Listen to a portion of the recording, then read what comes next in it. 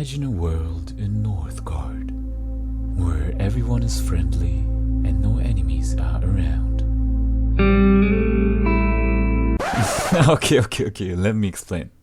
So let's really imagine for a second that Northgard is a friendly place with no enemies around like wolves or drogs and stuff. You wouldn't have to scout anything anymore. You wouldn't have to build any warriors, and you could take any tile whenever you want to and basically do anything at any time.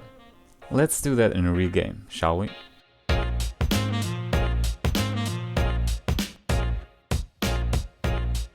So a world without enemies is basically with no wolves around, right? Because droggers are only attacking once in a while. But before we can kill all the wolves, we need to scout them first. And since we want to play efficiently, we need to scout efficiently too. And in order to do that, we need to look through shadows. Like in the beginning of this game. Do you see this guy right here? That's how you know where wolves are. Like this guy as well. And if you can't look through shadows, because sometimes you just can't, you can look for clues like here. These wooden things are a clue for a drog spawn, for example. Like you can see right there. But if you play for a longer time, you will know what means. And the best way you can look through shadows, or like you can see the most, is on top of the screen. Like here, for example. If you look right at it, you don't see anything. But if you look at it on the top of your screen, you see more. And if you know that there are no wolves to scout anymore, you can just send your scouts back because you don't need them anymore. And they can farm food instead, so you can take any tile you want to after clearing. But before we go into how to clear and stuff like that, I want you to look at my keybinds. This is probably the best thing you can take out of this video, because then you can navigate through the map much quicker, like you can see here, and that's very useful, especially in fights. You can select things easier, you can open things much more quicker, and here's an example in a fight what you can do. For example, okay, I have 8, they have 15 together. I can get every villager, I have 10 villagers, we should be fine. How many do you have? 10. 10. Yeah, easy. Okay, I'm going in, okay? Okay, let's go. Let's go.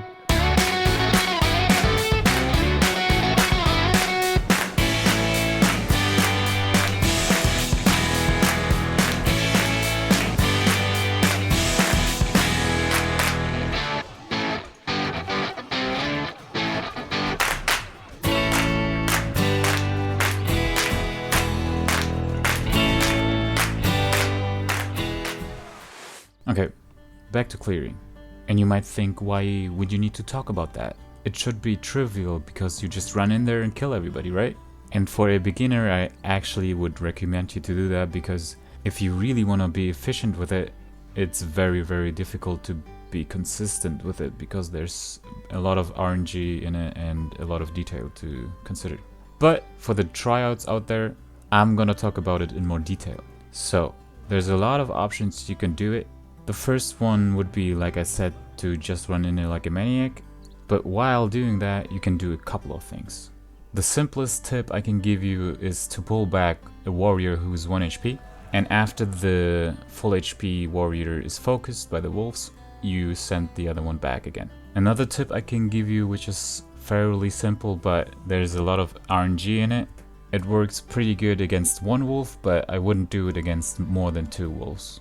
And that is to step back with a warrior who just hit and is focused by the wolves, and then step back again when the other one is hit, and then step with the other one back and go in again, and so on and so on.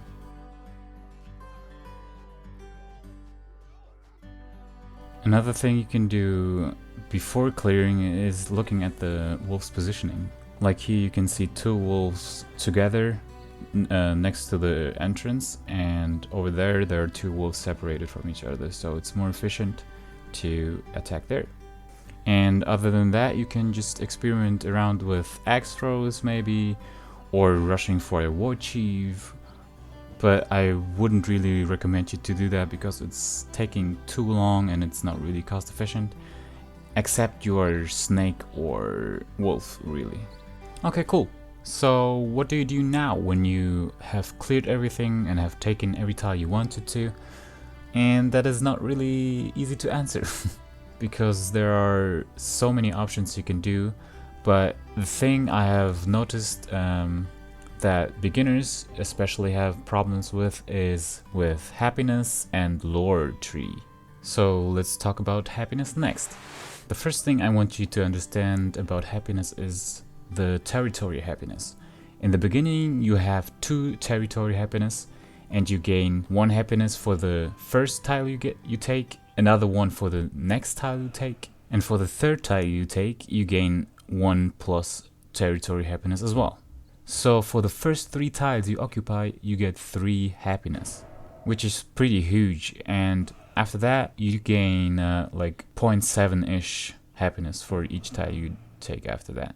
So you will have +6 to +7 happiness for the 6 or 7 tiles you have or obtain, and that is exactly why I recommend you to get as many tiles as fast as possible. Next, we should talk about the lore tree.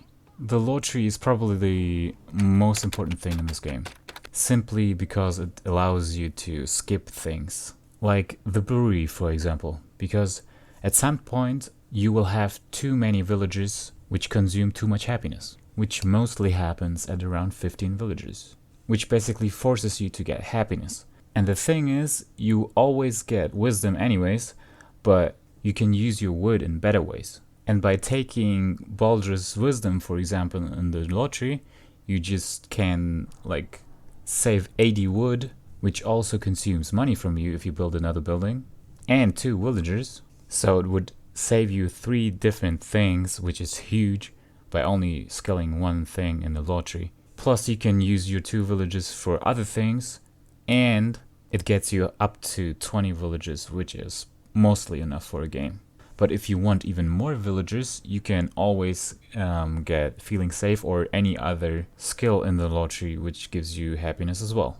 But since we were talking about brewery so much, let's talk about it too and see what it does exactly, if you want to push the limits. So, if you put 1 villager into the normal brewery, you will get 2 happiness per person. And if you put villagers into an upgraded brewery, you will get 3 happiness per person, which is pretty insane. But as I said, you will have to spend almost 200 wood, 50 gold, and even stone for that, which is insane as well. So if you really want to play efficient, you first need a goal, and then spend all the resources towards that goal, and none other than that.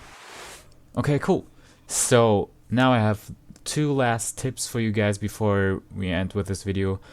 But if you have any other theme you want to know about, just let me know in the comments below. The first quick tip I wanted to share with you is that when you build 1 scout and scout with 1 guy and don't build anything else, you can occupy both 3 tiles without spending any wood on any food resource building.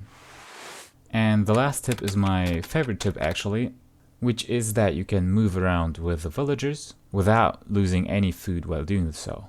This way you can start running with a villager towards a place where you want to build a building before you can even build it yet, which saves a lot of time running towards the building, plus you will gain more food while doing so.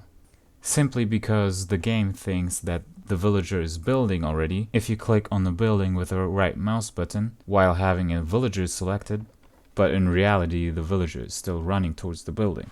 And that is it, boys and girls. I hope you learned something. Good luck in the next games.